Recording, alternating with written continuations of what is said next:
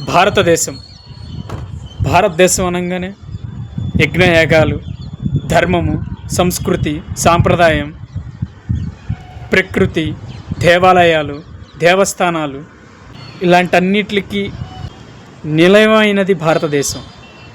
ఇక్కడున్న ప్రజలు ధర్మాన్ని ఆధారంగా చేసుకుని బ్రతికే ప్రజలు.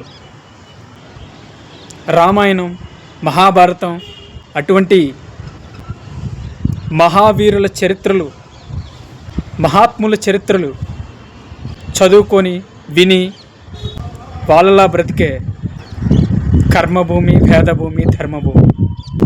అటువంటి భారతదేశంలో మనం పుట్టినందుకు సంతోషపడాలి. అటువంటి భారతదేశంలో మనం పుట్టినందుకు గర్వించాలి.